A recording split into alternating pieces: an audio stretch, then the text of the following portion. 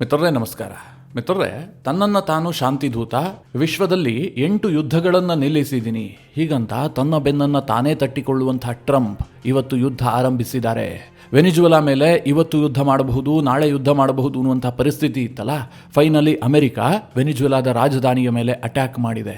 ಭಯಾನಕವಾದಂತಹ attack. ಇಡೀ ವೆನಿಜುವೆಲಾದಲ್ಲಿ ಈಗ ತುರ್ತು ಪರಿಸ್ಥಿತಿಯನ್ನು ಘೋಷಣೆ ಮಾಡಲಾಗಿದೆ. ವೆನಿಜುವೆಲಾ ದೇಶದ ಅಧ್ಯಕ್ಷ ನಿಕೋಲಸ್ ಮದುರೋ ನಿನ್ನೆ ತಾನೇ ಒಂದು ಸ್ಟೇಟ್ಮೆಂಟ್ ಕೊಟ್ಟಿದ್ರು. ನಾನು ಅಮೆರಿಕ ಜೊತೆಗೆ ಮಾತುಕತೆಗೆ ಸಿದ್ಧ ಇದ್ದೀನಿ, ಅಮೆರಿಕಾಗೆ ಏನು ಬೇಕು ಅಂತ ಅವರು ನನ್ನ ಬಳಿಯಲ್ಲಿ ನೆಗೋಷಿಯೇಟ್ ಮಾಡಲಿ, ವೆನಿಜುವೆಲಾ ದೇಶ ಶಾಂತಿಯನ್ನು ಬಯಸುತ್ತೆ, ನಾವೆಲ್ಲದಕ್ಕೂ ಕೂಡ ಸಿದ್ಧ ಇದ್ದೀವಿ ಅಂತ. ಆದರೆ ಮಿತ್ರರೇ, ಟ್ರಂಪ್ ಆ ಮೆಸೇಜ್ ಅನ್ನು ಸ್ವೀಕರಿಸಿಯೇ ಇಲ್ಲ. ಬದಲಾಗಿ ಏಕಾಏಕಿಯಾಗಿ ಯುದ್ಧ ಆರಂಭಿಸಿದ್ದಾರೆ. ವೆನಿಜುವೆಲಾ ಮತ್ತು ಇಡೀ ದಕ್ಷಿಣ ಅಮೆರಿಕಾದಲ್ಲಿ ಬಹಳ ಒಂದು ಆತಂಕದ ವಾತಾವರಣ ನಿರ್ಮಾಣ ಆಗಿದೆ. ಈ ಯುದ್ಧದ ಪರಿಣಾಮ ಏನು? ನಿಜವಾಗ್ಲೂ ವೆನಿಜುವೆಲಾ ದೇಶಕ್ಕೆ ಅಮೆರಿಕವನ್ನು ಎದುರಿಸುವಂತಹ ತಾಕತ್ತಿದೆಯಾ? ವೆನಿಜುವೆಲಾದಿಂದ ಟ್ರಂಪ್ ಏನನ್ನ ಬಯಸ್ತಾ ಇದ್ದಾರೆ? ಈ ಯುದ್ಧ ಹೇಗೆ ಎಂಡ್ ಆಗುತ್ತೆ? ಇದೆಲ್ಲದರ ಬಗ್ಗೆ ಈ ವಿಡಿಯೋದಲ್ಲಿ ನಿಮಗೆ ಡೀಟೇಲ್ ಆಗಿ ಮಾಹಿತಿ ಕೊಡುವಂತಹ ಪ್ರಯತ್ನ ಮಾಡ್ತೀನಿ. ನೀವು ಈ ವಿಡಿಯೋನ ಕೊನೆವರೆಗೂ ಮಿಸ್ ಮಾಡದೆ ನೋಡಿ. ಟ್ರಂಪ್ ಅವರು ಅಧಿಕಾರಕ್ಕೆ ಬಂದ ಬಳಿಕ ಜಗತ್ತು ಬಹಳಷ್ಟು ಅಸ್ಥಿರಗೊಳ್ತಾ ಇದೆ. ಟ್ರಂಪ್ ಯಾರ ಮೇಲೆ ಬಾಂಬ್ ಹಾಕ್ತಾರೆ, ಯಾರ ಮೇಲೆ ಯುದ್ಧ ಸಾರ್ತಾರೆ, ಒಂದು ಕೂಡ ಅರ್ಥ ಆಗ್ತಾ ಇಲ್ಲ. ಸಿರಿಯಾ ದೇಶದ ಅಧ್ಯಕ್ಷನ ಜೊತೆಗೆ ಕೈ ಜೋಡಿಸಿ ಆ ದೇಶದ ಮೇಲೆಯೇ ಬಾಂಬ್ ದಾಳಿ ಮಾಡಿಸಿದ್ರು. ಇನ್ನೊಂದು ಕಡೆ ಪಶ್ಚಿಮ ಆಫ್ರಿಕಾದ ನೈಜೀರಿಯಾ ಅಮೆರಿಕದ ಜೊತೆಗೆ ಉತ್ತಮ ಸಂಬಂಧವನ್ನು ಇಟ್ಟುಕೊಂಡಿರುವಂತಹ ದೇಶ. ಆ ದೇಶದ ಮೇಲೆ ಕ್ರಿಸ್ಮಸ್ ದಿನವೇ ಟ್ರಂಪ್ ದಾಳಿ ಮಾಡ್ತಾರೆ. ಈ ಹಿಂದೆ ಇರಾನ್ ಮೇಲೆ ದಾಳಿ ಮಾಡಿಸಿದ್ರು, ಇರಾಕ್ ಮೇಲೆ ದಾಳಿ ಮಾಡಿಸಿದ್ರು, ಯಮೆನ್ ಮೇಲೆ ಅಮೆರಿಕ ಆಗಾಗ ದಾಳಿ ಮಾಡ್ತಾ ಇದೆ. ಈಗ ವೆನಿಜುವೆಲಾ ಮೇಲೆ ದೊಡ್ಡ ಯುದ್ಧವನ್ನೇ ಘೋಷಿಸಿಬಿಟ್ಟಿದೆ. ಟ್ರಂಪ್ ಕಳೆದ ವರ್ಷದ ಜನವರಿಯಲ್ಲಿ ಅಧಿಕಾರಕ್ಕೆ ಬಂದ್ರಲ್ಲ, ಆ ದಿನದಿಂದಲೂ ಕೂಡ ಕೆರಿಬಿಯನ್ ಸಮುದ್ರದಲ್ಲಿ ಮಿಲಿಟರಿ ಬಿಲ್ಡಪ್ ಜಾಸ್ತಿ ಆಗ್ತಾ ಇತ್ತು. ಟ್ರಂಪ್ ಪದೇ ಪದೇ ವೆನಿಜುವೆಲಾ ದೇಶಕ್ಕೆ ಧಮಕಿ ಹಾಕ್ತಾ ಇದ್ರು. ಕೆರಿಬಿಯನ್ ಸಮುದ್ರದಲ್ಲಿ ಅಮೆರಿಕದ ನೇವಿಯ ಬಿಲ್ಡಪ್ ನೋಡಿದಾಗಲೆಲ್ಲ ಇದು ಯುದ್ಧ ಆಗತ್ತೆ, ಟ್ರಂಪ್ ಇವತ್ತಲ್ಲ ನಾಳೆ ಆದೇಶ ಮಾಡಿಯೇ ಮಾಡ್ತಾರೆ ಎನ್ನುವಂಥದ್ದನ್ನ ಅನೇಕರು ಊಹೆ ಮಾಡಿದ್ರು. ಆದರೆ ಕಳೆದ 3-4 ತಿಂಗಳ ಬೆಳವಣಿಗೆಯನ್ನು ನೋಡಿದ್ರೆ ಯುದ್ಧ ಆಗತ್ತಾ ಇಲ್ವಾ ಅನ್ನೋದ್ರ ಬಗ್ಗೆ ಅನುಮಾನಗಳು ಕೂಡ ಮೂಡಿದ್ವು. ಯಾಕೆ ಅಂತಂದ್ರೆ ಒಂದಷ್ಟು ಬೋಟ್ಗಳ ಮೇಲೆ ಅಮೆರಿಕ ದಾಳಿ ಮಾಡ್ತಾ ಇತ್ತು. ಒಂದು ರೀತಿಯಲ್ಲಿ ವೆನಿಜುವೆಲಾವನ್ನ ಬ್ಲಾಕ್ಔಟ್ ಮಾಡುವಂತಹ ಕೆಲಸವನ್ನ ಮಾಡಲಾಗಿತ್ತು. ಇದು ಈ ರೀತಿಯ ಬಿಲ್ಡಪ್ಗೆ ಮಾತ್ರ ಸೀಮಿತವಾಗುತ್ತಾ? ವೆನಿಜುವೆಲಾವನ್ನು ಬಗ್ಗಿಸೋದಕ್ಕೋಸ್ಕರವಾಗಿ, ಅಲ್ಲಿನ ಸರ್ಕಾರ ಮಾತುಕತೆಗೆ ಬರುವಂತೆ ಮಾಡೋದಕ್ಕೋಸ್ಕರವಾಗಿ ಟ್ರಂಪ್ ಈ ರೀತಿಯಾದಂತಹ ಒತ್ತಡ ತಂತ್ರವನ್ನು ಅನುಸರಿಸ್ತಾ ಇದ್ದಾರೆ ಅಂತ ಅನೇಕರು ಭಾವಿಸಿದ್ರು. ಯುದ್ಧ ಮಾಡೋದಿಲ್ಲ ಅಂತಲೇ ಬಹುತೇಕರ ನಂಬಿಕೆ ಆಗಿತ್ತು. ಆದರೆ ಇದ್ದಕ್ಕಿದ್ದಂತೆ ಏಕಾಏಕಿಯಾಗಿ ಕಳೆದ ರಾತ್ರಿ ಅಮೆರಿಕ ವೆನಿಜುವೆಲಾ ಮೇಲೆ ಅಟ್ಯಾಕ್ ಮಾಡಿದೆ. ವೆನಿಜುವೆಲಾ ದೇಶದ ರಾಜಧಾನಿ ಕ್ಯಾರಾಕಸ್, ಅದರ ಮೇಲೆ ಒಟ್ಟು 7 ದಾಳಿಗಳಾಗಿದ್ದಾವೆ. ಮಾಧ್ಯಮಗಳು ವರದಿ ಮಾಡಿರುವಂತೆ ರಾಜಧಾನಿಯ ಪೋರ್ಟ್ ಟಿಯುನಾ ಸೇನಾನೆಲೆ ಹಾಗೆ ಲಾ ಕಾರ್ಟಿಲಾ ವಾಯುನೆಲೆಯ ಮೇಲೆ ಅಮೆರಿಕ ದಾಳಿ ಮಾಡಿದೆ ಅಂತ ವರದಿಯಾಗಿದೆ. ಜೊತೆಗೆ ವೆನಿಜುವೆಲಾದ ಲೋಕಲ್ ಟೈಮ್ ರಾತ್ರಿ 1:15 ಸುಮಾರಿಗೆ ಅಮೆರಿಕದ ಯುದ್ಧ ವಿಮಾನಗಳು ಬಹಳ ಕಡಿಮೆ ಎತ್ತರದಲ್ಲಿ ಹಾರಾಟವನ್ನು ನಡೆಸ್ತಾ ಇದ್ದಾವೆ. ಈ ರೀತಿಯಾದಂತಹ ವರದಿಯನ್ನ ಕೂಡ ಲೋಕಲ್ ಮಾಧ್ಯಮಗಳು ಮಾಡ್ತಾ ಇದ್ದಾವೆ. ಇನ್ನೊಂದು ಕಡೆಯಲ್ಲಿ ಈ ದಾಳಿಯ ಬಗ್ಗೆ ಅಮೆರಿಕದ ಮಾಧ್ಯಮಗಳು ಸಹ ವಿಡಿಯೋ ಸಹಿತ ವರದಿಯನ್ನ ಮಾಡ್ತಾ ಇದ್ದಾವೆ. ಆದರೆ ಅಮೆರಿಕದ ದಾಳಿಯಿಂದ ಆದಂತಹ ಸಾವು ನೋವುಗಳ ಬಗ್ಗೆ ಯಾವುದೇ ವರದಿಯಾಗಿಲ್ಲ. ವೆನಿಜುವೆಲಾದ ಸರ್ಕಾರ ಸದ್ಯ ಸ್ಟೇಟ್ ಎಮರ್ಜೆನ್ಸಿಯನ್ನ ಘೋಷಣೆ ಮಾಡಿದೆ. ಅಂದ್ರೆ ದೇಶದಲ್ಲಿ ತುರ್ತು ಪರಿಸ್ಥಿತಿಯನ್ನ ಹೇರಲಾಗಿದೆ. ಇದರ ಜೊತೆಗೆ ಬಹಳ ದೊಡ್ಡ ಇಂಟ್ರೆಸ್ಟಿಂಗ್ ವಿಚಾರ ಏನು ಕೇಳಿದ್ರೆ, ನಿನ್ನೆ ತಾನೇ ವೆನಿಜುವೆಲಾದ ಅಧ್ಯಕ್ಷ ಮದುರೋ ಒಂದು ಟಿವಿ ಸಂದರ್ಶನವನ್ನ ಕೊಟ್ಟಿದ್ರು. ಒಂದು ಕಾರ್ನಲ್ಲಿ ನಡೆದಂತಹ ಸಂದರ್ಶನ ಅದು. ಮದುರೋ ಸ್ವತಃ ಕಾರನ್ನ ಚಲಾಯಿಸಿಕೊಂಡು ಮಾತನಾಡ್ತಾ ಹೋಗಿದ್ರು. ಆ ಒಂದು ಇಂಟರ್ವ್ಯೂನಲ್ಲಿ ಮದುರೋ ಬಹಳ ಸ್ಪಷ್ಟವಾಗಿ ಅಮೆರಿಕಾಗೆ ಮೆಸೇಜ್ ಪಾಸ್ ಮಾಡಿದ್ರು. ನಾನು ಈಗಲೂ ಕೂಡ ಟ್ರಂಪ್ ಜೊತೆಗೆ ಮಾತುಕತೆಗೆ ಸಿದ್ಧ ಇದ್ದೀನಿ. ಮುಖ್ಯವಾಗಿ ಅಮೆರಿಕ ಆರೋಪ ಮಾಡ್ತಾ ಇರುವಂತಹ ಡ್ರಗ್ ಟ್ರಾಫಿಕಿಂಗ್ ಬಗ್ಗೆಯೂ ಕೂಡ ನಾನು ಚರ್ಚಿಸಲು ರೆಡಿ ಇದ್ದೀನಿ. ಅದೇ ರೀತಿಯಾಗಿ ಅಮೆರಿಕ ಏನಾದರೂ ವೆನಿಜುವೆಲಾದ ಆಯಿಲ್ ಸೆಕ್ಟರ್ನಲ್ಲಿ ಇನ್ವೆಸ್ಟ್ಮೆಂಟ್ಗೆ ಬಯಸಿದ್ದೆ ಆದರೆ ಅದಕ್ಕೂ ಕೂಡ ನಾವು ಮುಕ್ತವಾಗಿದ್ದೀವಿ. ವೆನಿಜುವೆಲಾದ ಆಯಿಲ್ ಸೆಕ್ಟರ್ನಲ್ಲಿ ಅಮೆರಿಕದ ಇನ್ವೆಸ್ಟ್ಮೆಂಟಿಗೆ ಓಕೆ ಅನ್ನುವಂತಹ ರೀತಿಯಲ್ಲಿ ಮದುರೋ ಮಾತನಾಡಿದ್ರು. ಹಾಗೆ ಫೈನಲ್ ಆಗಿ ಒಂದು ಮಾತು ಹೇಳಿದ್ರು, ಒಂದು ವೇಳೆ ನಮ್ಮ ಸಾರ್ವಭೌಮತ್ವದ ವಿಚಾರ ಬಂದಿದ್ದೆ ಆದರೆ ನಾವು ಅದನ್ನು ರಕ್ಷಿಸಿಕೊಳ್ಳೋದಕ್ಕೆ ಪೂರ್ಣ ಹಕ್ಕನ್ನು ಹೊಂದಿದ್ದೀವಿ, ನಾವು ಆ ಕೆಲಸವನ್ನು ಕೂಡ ಮಾಡ್ತೀವಿ ಅಂತ ಒಂದು ಮೆಸೇಜ್ ಕೊಟ್ಟಿದ್ರು. ಮದುರೋ ಅವರ ಈ ಇಂಟರ್ವ್ಯೂವನ್ನು ನೋಡಿದಂತಹ ಸಂದರ್ಭದಲ್ಲಿ ಟ್ರಂಪ್ ಸಹಜವಾಗಿ ಮಾತುಕತೆಗೆ ಮುಂದಾಗಬಹುದು, ಅಮೆರಿಕ ಮತ್ತು ವೆನಿಜುವೆಲಾ ನಡುವೆ ಒಂದು ದೊಡ್ಡ ಡೀಲ್ ಆಗಬಹುದು, ಯುದ್ಧ ಇಲ್ಲದೆ ಇದು ಬಗೆಹರಿಯುತ್ತೆ ಅಂತ ಅನೇಕರು ಅಂದುಕೊಳ್ತಾ ಇದ್ರು. ಆದರೆ ಮಿತ್ರರೇ, ಮದುರೋ ಸ್ಟೇಟ್ಮೆಂಟ್ ಬಂದು 10 ಗಂಟೆ ಒಳಗಾಗಿ ಅಮೆರಿಕ ವೆನಿಜುವೆಲಾ ಮೇಲೆ ದಾಳಿ ಮಾಡಿದೆ. ನನ್ನ ವೈಯಕ್ತಿಕ ಅಭಿಪ್ರಾಯ ಏನು ಕೇಳಿದ್ರೆ, ಅಮೆರಿಕದ ಈ ನಡೆ ಇದೆಯಲ್ಲ, ಇದು ನಾಚಿಕೆಗೇಡಿನ ಕೆಲಸ. ಇರಾನ್ ವಿಚಾರ ಬಿಟ್ಬಿಡಿ, ಇರಾನ್ನಲ್ಲಿ ಸಾಕಷ್ಟು ಸಮಸ್ಯೆ ಇದೆ. ಇರಾನ್ ಇಸ್ರೇಲ್ಗೆ ಅನಗತ್ಯವಾಗಿ ಥ್ರೆಟ್ ಮಾಡ್ತಾ ಇದೆ. ಅವರು ವ್ಯಾಪಕವಾಗಿ ವೆಪನ್ಗಳನ್ನು ಅಭಿವೃದ್ಧಿ ಮಾಡ್ತಾ ಇದ್ದಾರೆ. ಹೀಗಾಗಿ ಇರಾನ್ ವಿಚಾರದಲ್ಲಿ ಅಮೆರಿಕ ಏನೋ ನಿರ್ಧಾರ ಕೈಗೊಳ್ಳುತ್ತೆ ಅಂತಂದ್ರೆ ಒಂದು ಹಂತಕ್ಕೆ ಒಪ್ಕೊಳ್ಬಹುದು. ಆದರೆ ವೆನಿಜುವೆಲಾ ವಿಚಾರದಲ್ಲಿ ಅಮೆರಿಕದ ನೀತಿ ಇದೆಯಲ್ಲ, ಇದನ್ನು ಯಾರೂ ಒಪ್ಪೋದಕ್ಕೆ ಸಾಧ್ಯ ಇಲ್ಲ. ಇಲ್ಲಿ ಅಮೆರಿಕದ ಹಿತಾಸಕ್ತಿ ಏನು ಕೇಳಿದ್ರೆ, ವೆನಿಜುವೆಲಾದಲ್ಲಿರುವಂತಹ ಆಯಿಲ್ ರಿಸೋರ್ಸ್ ನನಗೆ ಸಿಗಬೇಕು, ಅದೆಲ್ಲವೂ ಕೂಡ ನನ್ನ ಪಾಲಾಗಬೇಕು ಅನ್ನುವಂಥದ್ದಷ್ಟೇ ಅವರ ಹಿತಾಸಕ್ತಿಯಾಗಿದೆ. ಈ ಹಿಂದೆ ವೆನಿಜುವೆಲಾ ಮತ್ತು ಅಮೆರಿಕದ ನಡುವೆ ಯುದ್ಧದ ವಾತಾವರಣ ನಿರ್ಮಾಣ ಆಗ್ತಿದ್ದ ಹಾಗೆ ಈ ಎಲ್ಲ ವಿಚಾರಗಳ ಕುರಿತಾಗಿ ವಿಡಿಯೋ ಮಾಡಿ ನಿಮಗೆ ತಿಳಿಸ್ಕೊಟ್ಟಿದ್ದೆ. ಟ್ರಂಪ್ ತನ್ನ ಮೊದಲ ಅವಧಿಯಲ್ಲೇ ವೆನಿಜುವೆಲಾ ಮೇಲೆ ಕಣ್ಣು ಹಾಕಿದ್ರು. ವೆನಿಜುವೆಲಾದಲ್ಲಿರುವಂತಹ ಆಯಿಲ್ ರಿಸೋರ್ಸ್ ತಮ್ಮದಾಗಬೇಕು, ಅಮೆರಿಕ ಅವ್ರ ಜೊತೆಗೆ ಡೀಲ್ ಮಾಡಿಕೊಳ್ಳೋದಲ್ಲ ಅಲ್ಲ, ನೇರವಾಗಿ ವೆನಿಜುವೆಲಾವನ್ನು ವಶಕ್ಕೆ ಪಡಿಬೇಕು ಅನ್ನುವ ರೀತಿಯಲ್ಲಿ ಅವರು ಮಾತನಾಡ್ತಾ ಇದ್ರು.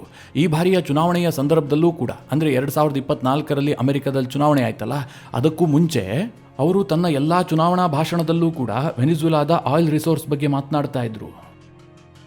ಅಧಿಕಾರಕ್ಕೆ ಬರುತ್ತಿದ್ದ ಹಾಗೆ ಕೆರಿಬಿಯನ್ ಸಮುದ್ರದಲ್ಲಿ ಮಿಲಿಟರಿ ಆಕ್ಟಿವಿಟೀಸ್ ಅನ್ನು ಜಾಸ್ತಿ ಮಾಡಿದ್ರು. ಮಿಲಿಟರಿಗೆ ಸೈಲೆಂಟ್ ಆಗಿ ಯುದ್ಧಕ್ಕೆ ತಯಾರಾಗುವಂತೆ ಆರ್ಡರ್ ಕೂಡ ಮಾಡಿಬಿಟ್ಟಿದ್ರು. ಅಮೆರಿಕ ಈ ಯುದ್ಧಕ್ಕೆ ಕೊಡ್ತಾ ಇರುವಂತಹ ಕಾರಣ ಏನು ಗೊತ್ತಾ? ಡ್ರಗ್ ಟ್ರಾಫಿಕಿಂಗ್ ಅಂತ.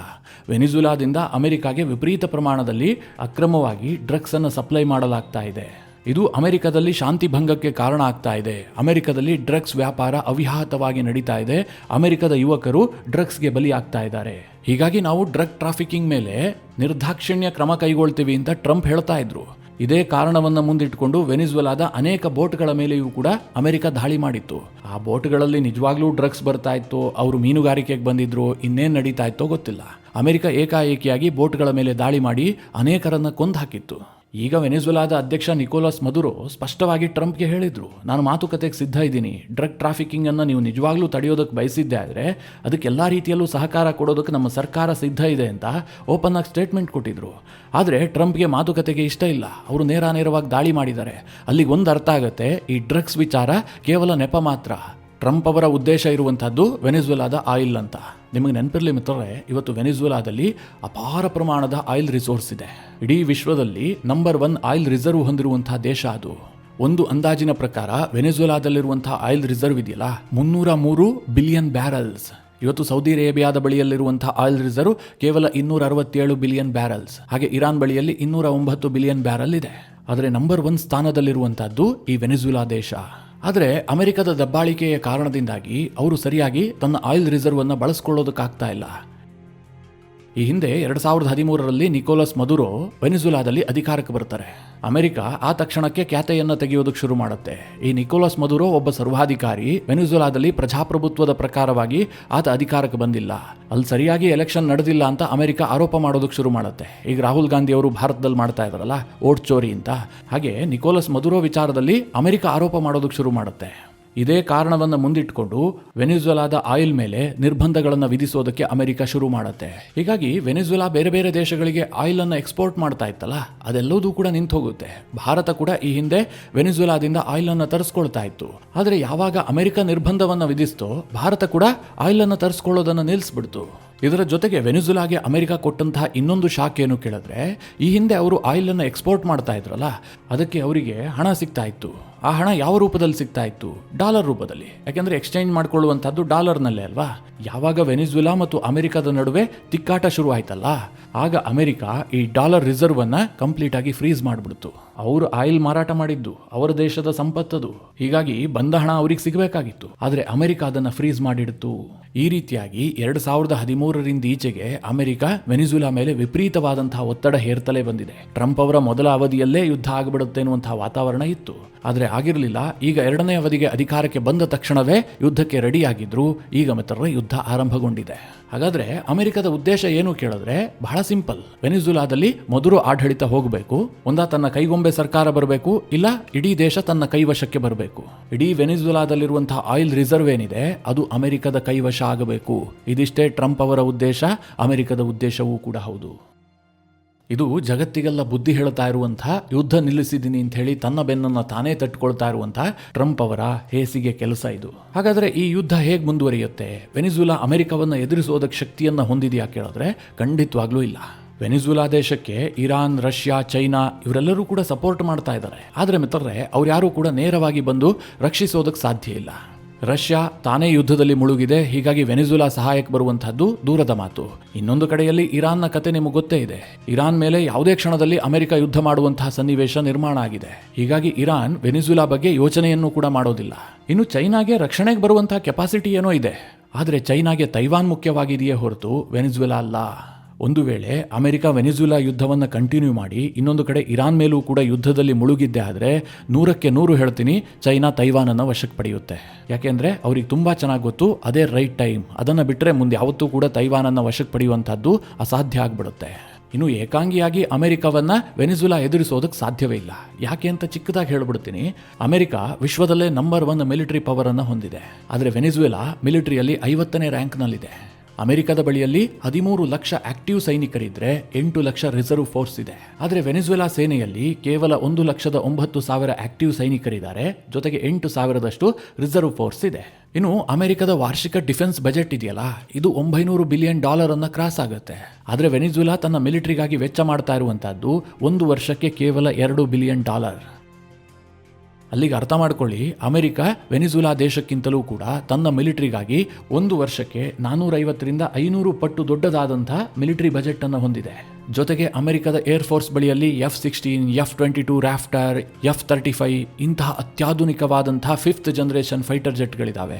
ಆದರೆ ವೆನಿಜುಲಾ ಬಳಿಯಲ್ಲಿ ಯಾವುದೇ ಅತ್ಯಾಧುನಿಕ ಜೆಟ್ಗಳಿಲ್ಲ. ಇರುವ ಕೆಲ ಜೆಟ್ಗಳೆಲ್ಲ ಔಟ್ಡೇಟೆಡ್ ಆಗಿದ್ದಾವೆ. ಇನ್ನು ಅಮೆರಿಕದ ನೇವಿ ವಿಶ್ವದಲ್ಲೇ ಅತ್ಯಂತ ಬಲಶಾಲಿಯಾದಂತಹ ನೇವಿ. ಅಂತಹ ನೇವಿಯನ್ನು ಎದುರಿಸುವಂತಹ ಕೆಪಾಸಿಟಿ ವೆನಿಜುಲಾದ ನೇವಿಯ ಬಳಿಯಲ್ಲಿಲ್ಲ. ಹೀಗಾಗಿ ವೆನಿಜುಲಾ ದೇಶ ಏಕಾಂಗಿಯಾಗಿ ಉಳಿದುಕೊಂಡಿದ್ದೇ ಆದರೆ ಅಮೆರಿಕಾಗೆ ಸುಲಭದ ತುತ್ತು. ಹಾಗಾದರೆ ಅಮೆರಿಕ ಇಡೀ ವೆನಿಜುಲಾವನ್ನು ತನ್ನ ವಶಕ್ಕೆ ಪಡೆದು ಅಲ್ಲಿ ತನ್ನದೇ ಆಳ್ವಿಕೆಯನ್ನು ಮಾಡಬಹುದಾ ಕೇಳಿದ್ರೆ ಆ ಸಾಧ್ಯತೆಗಳು ತೀರಾ ಕಡಿಮೆ ಇದೆ. ವೆನಿಜುಲಾದಲ್ಲಿ ಅಲ್ಲಿನ ಅಧ್ಯಕ್ಷ ನಿಕೋಲಸ್ ಮದುರೋ ವಿರುದ್ಧ ದೊಡ್ಡ ಜನಸಮುದಾಯ ಇದೆ.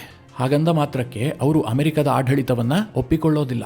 ವೆನಿಜುಲಾದ ಒಟ್ಟು ಜನಸಂಖ್ಯೆ 3 ಕೋಟಿಗೂ ಕಡಿಮೆ. ಆದರೂ ಸಹ ಅಮೆರಿಕ ಅಲ್ಲಿ ತನ್ನ ಬಲಪ್ರಯೋಗದ ಆಡಳಿತವನ್ನು ಹೇರೋದಕ್ಕೆ ಸಾಧ್ಯ ಇಲ್ಲ. ಹೀಗಾಗಿ ಅಮೆರಿಕ ಈ ಯುದ್ಧದಿಂದ ಏನು ಸಾಧನೆ ಮಾಡಬಹುದು ಅಂತಂದರೆ, ಅಲ್ಲಿರುವಂತಹ ಮದುರೋ ಸರ್ಕಾರವನ್ನು ಕಿತ್ತೊಗೆದು ತನ್ನದೇ ಆದಂತಹ ಒಂದು ಕೈಗೊಂಬೆ ಸರ್ಕಾರವನ್ನು ಸ್ಥಾಪಿಸಿ ಇಡೀ ವೆನಿಜುಲಾದ ಆಯಿಲ್ ರಿಸೋರ್ಸ್ ಮೇಲೆ ತನ್ನ ಅಧಿಪತ್ಯವನ್ನು ಸಾಧಿಸಬಹುದು. ಮಿತ್ರರೇ, ಮುಂದೆ ಈ ಬಗ್ಗೆ ಸಾಕಷ್ಟು ಡೆವಲಪ್ಮೆಂಟ್ಗಳಾಗ್ತವೆ. ಆ ಸಂದರ್ಭದಲ್ಲಿ ನಿಮಗೆ ಡೀಟೇಲ್ ಆಗಿ ತಿಳಿಸುವಂತಹ ಪ್ರಯತ್ನ ಮಾಡ್ತೀನಿ. ಈ ಎಲ್ಲ ವಿಚಾರಗಳ ಕುರಿತಾಗಿ ನಿಮ್ಮ ಅನಿಸಿಕೆ ಅಭಿಪ್ರಾಯಗಳೇನು ಕಮೆಂಟ್ ಮಾಡುವ ಮೂಲಕ ನಮಗೆ ತಿಳಿಸಿ. ಹಾಗೆ ನಿಮಗೆ ಈ ವಿಡಿಯೋ ಇಷ್ಟವಾದರೆ ಲೈಕ್ ಮಾಡಿ. ಜೊತೆಗೆ ನೀವಿನ್ನೂ ನಿಮ್ಮ ನೆಚ್ಚಿನ ಸಂಸ್ಕಾರ ಸೌರಭ ಯೂಟ್ಯೂಬ್ ಚಾನಲ್ನ ಸಬ್ಸ್ಕ್ರೈಬ್ ಮಾಡಿಲ್ಲ ಅಂತಾದರೆ ಈ ಕೂಡಲೇ ಸಬ್ಸ್ಕ್ರೈಬ್ ಮಾಡಿ. ಮುಂದಿನ ಎಲ್ಲ ಅಪ್ಡೇಟ್ಗಳ ನೋಟಿಫಿಕೇಷನ್ಗಾಗಿ ಬೆಲ್ ಐಕಾನ್ ಒತ್ತಿ.